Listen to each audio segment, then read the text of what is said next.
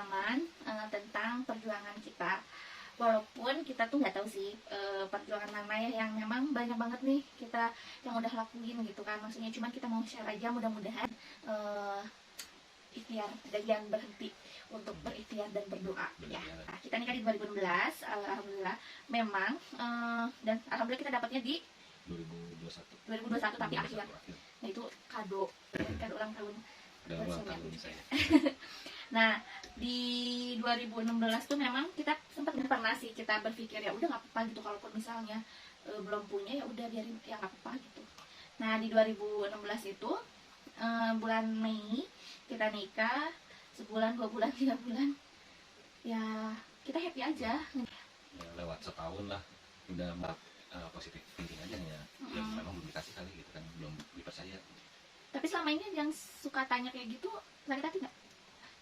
Ya kalau sakit hati ya mungkin ada lah ya, tapi sekali 2 kali, tapi kan nggak terlalu diambil hati gitu.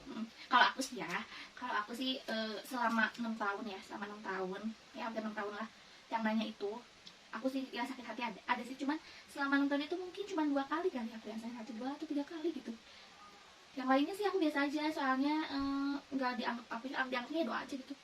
Kalau ya ada sih ya, maksudnya pasti ada lah, tidak menutup kemungkinan ya ada lah gitu, cuman sampai aku nangis gitu ada, cuman ya kita saling matiin sih ya udah mungkin memang sih di tahun-tahun terakhir sebelum dikasih titipan gitu kan ya, agak merasa sedih aja gitu. Sedihnya bukan karena omongan orang, tapi tiap dapat gitu kan, tiap head keluar istri pasti nangis gitu, tiap malam itu selalu pasti nangis. Iya gitu. soalnya itu head tuh lancar banget, tanggalnya tuh pasti kita aja tahu yang tanggalnya. nggak pernah telat. Nggak pernah. Kita selama hampir 6 tahun tuh paling pakai test pack itu cuma 3 kali juga. Kita nggak pernah beli test pack sering. Itu kan ada orang yang aduh agak telat gitu apa gitu beli test pack. Kalau aku tuh nggak, pertama yang paling telat sehari atau 2 hari, padahal itu cuma kecapean atau apa. Pengen aja gitu nyobain pakai test pack, soalnya kan belum pernah jadi. Ya paling lama telat berapa hari? 3 hari, 4 hari lah mungkin. Terus, nah sekarang kita coba runtutin dulu di akhirnya perjuangannya apa aja sih yang udah kita lakuin gitu. Yang kita udah mulai itu di 2017 lah ya, 2017 mulai kita ke dokter. Itu ke dokter mulai promil lah ceritanya, mau promil kan kita 2017 kita emang harus cek juga kan, harus cek ada apa, takutnya kan ada yang salah atau misalnya ada yang harus diobatin. Itu sih kita udah siap itu maksudnya gitu, jadi lebih cepat lebih baik lah gitu kalau misalnya harus ada diobatin. Itu di 2017 terus suami juga dari apa sih hasilnya tuh alhamdulillah baik ya. Hasilnya alhamdulillah nggak ada kendala apa-apa gitu, bagus. Terus suami juga cek laboratorium, hasil spermanya itu juga alhamdulillah bagus gitu. Jadi itu sih yang udah bikin tenang. Ya betul. Ya kan, maksudnya ya tenang aja gitu maksudnya. Jadi tidak berpikir yang aneh-aneh gitu. Gak ada saling marahin juga gitu. Belum waktunya aja mungkin gitu kan. Ya pada saat itu memang belum waktunya aja dikasih gitu. Yang penting kita udah berusaha kan tahu kesehatannya gitu ya. Ya alhamdulillah sehat, tinggal dijaga gitu kan. Nah terus dari segi makanan, dari segi suami aku ngerokok itu juga udah dikurangin, walaupun emang agak susah ya. Susah lah bandel. Emang berhenti itu susah. Paling dia mengurangi seenggaknya lah ya, maksudnya gitu. Ya udah kita jalan terus banyak sih kayak pengobatan tradisional juga kita cobain, dari apa yang menurut temen ini jeruk nipis ya kita cobain. Terus apa sih itu ya, beli kurma tuh dari kurma yang mentah benar-benar mentah, masih bukan mentah ya, kering, kurma kering. Terus dari yang muda sampai yang tua ya udah jalan. Cuma mungkin ya niatnya juga tadi ya harus bersih kan ibaratnya niatnya. Nah itu juga udah kita cobain. Terus sama apa sih yang digodok itu yang itu? Buat Zuria. Buat Zuria. Kita udah cobain. Cobalah untuk pengobatan tradisional gitu. Pokoknya yang memungkinkan. Yang kata orang-orang cobain ini. Ya aku mah alhamdulillah aja sih, maksudnya diinfoin alhamdulillah gitu. Kita dapat banyak informasi untuk itu. Ya mau itu berhasil atau enggak, yang penting kan kita udah cobain gitu kan, maksudnya nggak lupa juga sih pasti kita terus berdoa, itu kan pasti ya maksudnya gitu. Tapi kan berdoa tanpa ikhtiar juga ya gimana ya, maksudnya kan kita harus berusaha. Akhirnya itu sampai memang pada saat kita promil tuh kita ke dokternya beda-beda nih, katanya udah ganti berapa dokter ya? Hampir 5 kali ya. Dia kurang lebih ada 5 dokter lah. Sampai yang dokter yang kedua tuh kata temen nih ke rumah sakit yang gede ya, Nah, maksudnya memang referensi dari teman, dari keluarga, referensi. Cuma kan yang namanya ke dokter itu cocok-cocokan juga ya. ya bisa dibilang cocok-cocokan, sama sebenarnya sama kitanya juga sih, cocok-cocokan Cocok kan, ngobrolnya gitu. dari ngobrolnya, terus dari penjelasan si dokternya dokternya, kan. karena kan kita ibarat kita nih orang awam gitu yang nggak tahu apa-apa, datang ke dokter ya mau konsultasi. Kalau kayak kita yang baru gitu kan, ya awam lah, baru pertama kali apa sih yang mau ditanyain gitu kan. Iya, kita juga nggak ngerti Kadang ya ada dokter yang bener, yang menurut kita enak gitu, baru datang aja udah tanya gimana gitu. Banyak yang ditanyakan sebenarnya kita mau nanya sendiri, tapi kadang susah gitu kan mau ngungkapin, mau nanya ini karena nggak kelupaan, ngerti, karena satu ya itu nggak ngerti gitu, kan. gitu. Terus udah datang ke sana malah nggak kepikiran gitu, Iya, tadi mau nanyain apa ya, udah beres kontrol malah nggak dapat apa-apa gitu, hanya cek biasa aja gitu kan. jadi memang dokter tuh cocok-cocokan. Jadi sih kita tuh sih lebih senangnya tuh dokternya tuh yang ngasih penjelasannya sebenarnya dibanding kita yang banyak nanya, karena kita pernah ketemu sama dokternya, kata orang lain sih enak dokternya, tapi pada saat sama kita kurang nyaman gitu, kurang nyaman. Ya udah deh, kita ganti gitu dokternya. Pada saat udah 2-3 kali kita coba konsul, dokternya kurang ngobrolnya kurang enak sih, maksudnya kayak nggak apa ya, kayak nggak bersahabat gitu kan. Jadi ya udahlah kita ganti gitu. Nah, Ya, kurang lebih ada 5 hampir dokter lah. iya 5 dokter gitu. Terus sampai aku tuh terakhir ngejalanin HSG. Sebelum yang itu tuh aku HSG dulu tuh, aku HSG. Dari hasil HSG alhamdulillah tuh baik juga gitu, sampai aku cek HSG. Nah itu tuh kata orang itu kan HSG itu sakit, tapi mungkin karena memang bukan sakit yang linu lah maksudnya, karena kita masukin cairan gitu kan disemprotin. Nah kata orang tuh linu atau apa, tapi mungkin karena keinginan aku ya, maksudnya keinginan saya tuh ya bismillah lah, maksudnya banyak berdoa juga tuh nggak ngerasa kayak gimana gitu ya sakitnya. Ya udah gitu, biasa aja. Jadi yang orang-orang yang mau HSG jangan apa sih, banyak browsing juga sih, jangan takut juga. Ya udah kita niatnya bismillah buat ikhtiar kita gitu. Jadi ya kalau orang yang banyak uang sih emang bisa langsung tabung gitu ya kan, enaknya bisa gitu, banyak lah, bisa banyak pilihannya, bisa keluar negeri, bisa kemana pun gitu. Promilnya banyak pilihan kan. Kalau kita kan ya terbatas gitu. terbatas juga sampai ya. Jadi kita juga harus nyocok-nyocokin juga nih ikhtiar mana nih yang cocok sama kemampuan kita gitu kan maksudnya. Nah terakhir tadi suruh ini HSG, laparoskopi. nah kita Disaranin. setelah HSG itu disaranin untuk laparoskopi. Itu sebenarnya kita mau ngejalanin gitu ya, bukan istri juga udah mau, cuma saya tuh bukan yang nggak mau ya, cuma ya tadi lah kalau kontak dana, kemampuan kita karena belum sampai ke sana gitu kan. karena gini sih kita pikir apa sih ya, mungkin ada sebetulnya ya dananya, misalnya kita bisa gitu.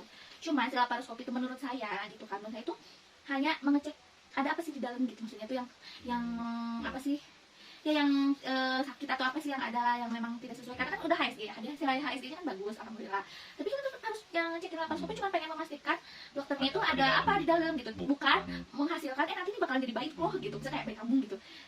Dengan hanya pengecekan, hanya salah satu pengecekan pertimbangannya itu. Sedangkan itu kalau kurang lebih kita browsing tuh di harga 30-an sih sebetulnya untuk laparoskopi. Cuma kan menurut kita itu besar ya, maksudnya tuh belum lah kita mau ngabisin dana sampai ke situ cuma untuk mengecek gitu, karena kita yakin hasil dari kita tuh bagus gitu, maksudnya insya Allah gitu kan. Karena dari hasil beberapa yang gimana, hasil yang kecil-kecilnya aja kan bagus gitu kan, alhamdulillah. Ya nggak ada yang salah gitu. Nah itu yang terakhir kan dari laparoskopi. Berhenti dari laparoskopi, kita udah nggak udah stop dulu ngejalanin promil. Buat berapa bulan? Hampir setahun juga kalau nggak salah habis dari laparoskopi. Ya, setelah disarankan itu kita udah nggak promil selama setahun, ya udahlah kita balik ke normal aja gitu. Siapa tahu karena gitu kan. karena dari situ juga kerjaan kita juga lagi banyak, terus ya tingkat stres mulai meningkat. Ya salah satunya itu dengan stres. Terus aku juga cerita juga tuh pada saat promil tuh yang terakhir yang sebelum kita ya sudah HSG gitu, memang kerjaan tuh lagi banyak banget sih, kayak aku gitu keluar kota. Misalnya disuruh nih sama dokternya, ini masa suburnya tanggal sekian, akunya disuruh di waktunya nggak pas. Sampai jadi kadang jadi mikir sendiri kayak yang sia-sia gitu promil. Memang kita promil ini niat gak sih gitu kan, mungkin ada dokternya, tapi memang kerjaannya juga lagi banyak juga, terus ya nggak bisa ditinggalin lah, walaupun punya jatah cuti juga nggak bisa cuti.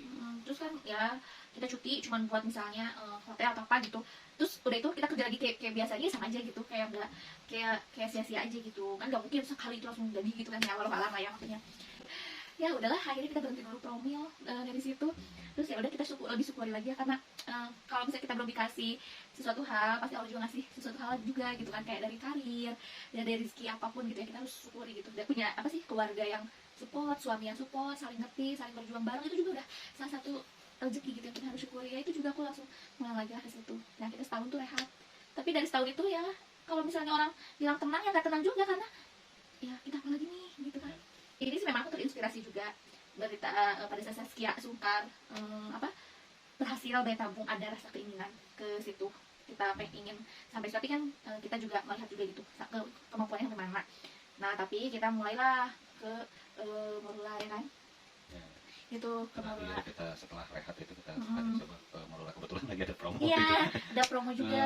Kenapa mulai jalan lagi? Kenapa mau nih promo lagi? Waktu kita ya mungkin dapat apa ya, ikhtiar juga mungkin ya, salah satu ikhtiar kita. Itu bisa dapat jadi rezeki dia kan. jalan ke situ juga ya. Oh, ini tiba-tiba masuk gitu di Beranda. apa, di beranda sosmed. Ini ada promo.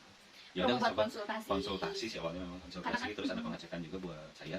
Ya, pengecekan lagi. Pengecekan lagi. Walaupun udah pernah dicek juga ya, tapi udah kita kan harus tahu juga. Soalnya aku tuh ingatnya gini, setelah umur kita semakin apa ya, umur kita semakin tua, yang bertambahnya umur tuh berkurang juga gitu, apalagi di cewek ya. Jadi itu juga yang aku pikirin, kenapa aku pilih promil lagi. Aku takutnya ya berkurang juga gitu ya, maksudnya ya udah kita coba lagi kita tuh. coba lagi, mulai lagi, ibarat mulai lagi lah, dari promo dari nol gitu kan, mulai lagi, Bismillah gitu ya. Bismillah, dicek segala macam, udah dijalanin, ternyata ada gangguan lah. Dan aku tuh ada gangguan, ada apa ya, kayak Gangguan kecil. sebetulnya sih itu yang nggak begitu pengaruh menurut dokter, tapi karena kita ini akan memutuskan di Morol kan udah pasti ya tingkatan terakhirnya bayi tabung, tujuannya ke situ. Tapi sebelum bayi tabung tuh kita mulai IUI atau inseminasi. Nah semoga di inseminasi ini kita berhasil gitu kan. Nah kan untuk menambah tingkat keberhasilan, ternyata kata dokternya itu aku ada miom gitu. Ya, sebenarnya miomnya nggak mengganggu sih, Nggak mengganggu. karena dari hasil HSG juga kan bagus, tidak, karena posisinya tuh di luar rahim, jadi nggak menutup jalur masuk, sama ya lancar aja lah, bagus sih alirannya. Cuma pada saat dicek lagi itu kata dokternya miomnya tuh mending diangkat aja, karena kalau dari sudut pandangnya dia tuh itu ukurannya udah lumayan besar gitu. Jadi takutnya kita percuma juga nanti mau insem, ya udah kan kita mau insem, takut juga keberhasilannya berkurang, ya udah aku Walaupun mau. awalnya nggak mau, Ya. kan awalnya nggak mau, ya karena kan harus dioperasi. Udah mikir situ, cuman ya udah mau bismillah aja lah ya. Jadi akhirnya aku Niat mau. awal, balik lagi ke niat awal. Akhirnya aku mau tuh dioperasi di bulan November, itu bulan November 2020 kita akhirnya aku akhirnya menjalani operasi gitu. Terus dari situ kita tetap kontrol kurang lebih sebulan, 2 bulan sudah dari operasi. dari Memang harus operasi ini. tunggu 2 bulan juga sih, Karena yang mau kering jahitan juga, terus dicek udah bagus jahitannya, adalah kita jalanin inseminasi. baru kita jalan inseminasi itu di bulan Februari 2021 kita akhirnya ngelakuin insem gitu. Insem juga lumayan sebenarnya, cuma alhamdulillah tadi kita dapat rezeki juga. Terus pada saat dijalanin insem, kayak sebelum dijalanin insem kan ada penyuntikan, Iya. disuntiknya cuma 2 kali, tiga kali 3 kali ya. Iya. Oh, 3 kali, yang 3 kali. menurut dokter itu harusnya tuh biasanya rata-rata sampai 9 kali disuntik baru. Lebih dari 9 lah. Ya kan? Baru Buat itu si suntikan itu tuh buat ini, buat Menggedein. hormon menggedein sel telur. sel telur, membesarkan sel telur. Kita alhamdulillah Cuma kita 3 cuma kali. 3 kali sampai terakhir besok mau insem tuh biar itu 3 kali gitu. Jadi Sama. suntik di rumah tuh cuma 1 kali ya. Di rumah 2 kali, Hmm. di rumah 2 kali, di yang pertama sama suster kan disuntik. Nah, yang ngasih tahu lah caranya gimana disuntiknya. Terus ya alhamdulillah cuma 3 kali, karena sebenarnya inseminasi itu yang biaya besar itu dari Jadi suntikannya suntikan itu. gitu. 1 kali suntik ya lumayan lah. Nah itu alhamdulillah sih, itu menurut aku rezeki juga itu salah satu kita harus syukuri, karena itu kan niat kita juga ya. Itu cuma kita 3 kali, akhirnya kita bisa langsung ngelakuin insem. Nah di Februari tanggal 15 itu aku insem itu. Terus satu hal yang lainnya juga, aku diizinkan cuti untuk 2 minggu Karena kan dari kita kantor harus terus memang bed rest kan. bed rest. Gimana nih pada saat insem itu memang ternyata sudah kita melakukan insem gitu kan, ternyata pada saat udah 2 minggu udah bed rest, hasilnya belum aku mens, aku head secara dengan teratur tanpa telat seharinya cuma telat beberapa jam pikir gitu kan, dari insem itu tingkat keberhasilannya lebih tinggi, ya. tapi ya balik lagi gitu. Belum waktu juga dapat. Ya sampai akhirnya kan harus lanjut, kalau mau lanjut ke programnya berarti kan tetap selanjutnya ya mau nggak mau kan harus proses bayi tabung. Walaupun emang dokter bilang boleh boleh coba insem lagi tapi tunggu 2 bulan. Ya udah akhirnya kita yang kami dari jalan itu ya sedih, pasti sedih, tapi alhamdulillah teman-teman juga support gitu kan ya. Ya gimana gak sedih gitu kan, maksudnya itu udah mau ke tahap ke tahap mendekatkan pengen pasti hasilnya gitu kan. Cuman masih belum, ya udah down ya down, nangis ya nangis gitu kan. Tapi kita coba beristighfar lagi, ya udah apa sih namanya ya itu hasilnya kita masih belum dikaruniai, ya udah jadi kita jalanin aja. Dari bulan Februari itu sampai akhir Februari lah ya hasilnya itu. Udah kita pasrahin lagi gitu, kita mawas diri lagi gitu, apa sih yang kurang gitu, kita tambahin lah ibadah kita, tambahin lah sedekah kita, doa kita, banyak lah gitu ya, maksudnya yang coba kita apa sih maksudnya lebih ke perbaiki gitu, perbaikan diri lah gitu. Yang penting satu sih aku udah coba sesuai dengan kemampuan kita juga gitu kan. Kita cuma mampunya dananya di Insian, ya udah Insian gitu, kita coba. Hasilnya belum, ya udah yang penting kita udah coba gitu, nggak merasa penasaran lagi gitu kan. Nah dari situ udah titik balik kita coba apa sih bebenah diri gitu kan. Nah dari situ pun juga aku kepikiran sih, sebelumnya aku pengen keluar kerja gitu, karena kan kita sama-sama kerja, sama-sama capek gitu kan. Nah itu ternyata aku memutuskan untuk resign, walaupun itu di mundur gitu kan sama atasan aku. Cuman akhirnya aku udah bulat tekadnya udah bismillah aja gitu ya. Soalnya ya aku juga udah beban kerja semakin naik, pikiran aku juga udah tingkat stresnya lebih ke tingkat stres sih. Akhirnya ya udah aku percayain semua rezeki di suami aku gitu kan. Jadi akhirnya aku coba istirahat dulu. Ya walaupun kita pada saat aku keluar kerja, aku nggak tahu tuh nanti ke depannya kayak gimana, apakah bisa gitu kan. Terus kalau ada sih kepikiran kalau udah keluar kerja terus masih belum dapat gimana gitu kan. Ya tapi ya udahlah, bismillah aja gitu. Aku keluar kerja, dari keluar kerja itu kita udah happy, maksudnya tuh udah refresh pikiran kita. Kurang lebih 2 bulan sampai 3 bulan, akhirnya kita dapatlah kabar gembira itu teman-teman. Alhamdulillah.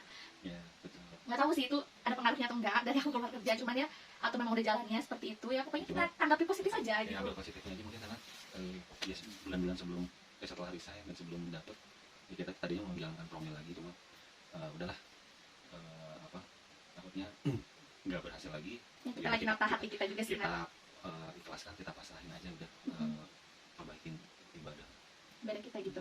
Intinya sih itu, alhamdulillah akhirnya di bulan Desember terakhir aku itu di bulan November akhir, alhamdulillah aku tuh nggak pernah telat tuh. Dia pada bulan Desember telat 3 hari itu udah kayak senang gitu, tapi senangnya tuh masih deg-degan. Tapi alhamdulillah sih akhirnya apa sih dari itu, ya Allah rasanya luar biasa banget. Apa gimana sih kalian ngeliat hasil tes pack yang tiba-tiba tuh garis 2 merah itu, pokoknya aku happy tapi happy-nya tuh masih kayak ketahan gitu, happy tapi masih seneng, masih ketahan, nggak mau terlalu seneng karena udah ngerasa udah banyak kegagalan. Udah ini ya kita udah tahan gitu. Sampai suami aku juga nggak langsung kasih tahu, ada lanjutan reaksi. Akhirnya aku informasi yang pertama sama suami aku, terus sama teman-teman aku gitu kan. Nah itulah teman-teman cerita perjuangan kita yang walaupun kita nggak bisa ceritain semuanya, kurang lebih seperti itu. Jadi buat teman-teman semua, bisa tetap ikhtiarnya, tetap juga semangat berdoa, jangan lupa juga sedekah. Ya, itu ada salah satu, jangan lupa juga amalan-amalan sedekah subuh itu. Ya aku nggak tahu ya maksudnya yang mana, cuman kan yang namanya kebaikan ya, maksudnya aku share juga ya, yakini segala hal kebaikan ya, maksudnya itu kebaikan kita juga. Jangan lupa sedekah subuh, jangan lupa tahajudnya, jangan lupa doanya, mas semakin mendekatkan diri itu sih.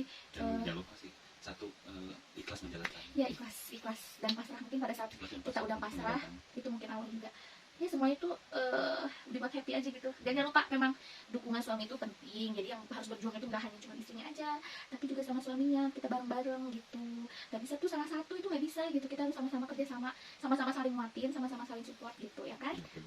Betul. Sekian ya cerita dari kita. Jangan lupa semangat juga, berdoa juga ya buat semuanya. Semoga semuanya yang belum dikasih, semoga cepat dikasih rezeki. Jangan lupa ya teman-teman, doain aku bentar lagi. Besok sih ya, insya Allah bismillah aku udah mulai bisa ketemu sama baby. Bismillah, doain lancar semuanya, sehat semuanya. Oke, bye, assalamualaikum.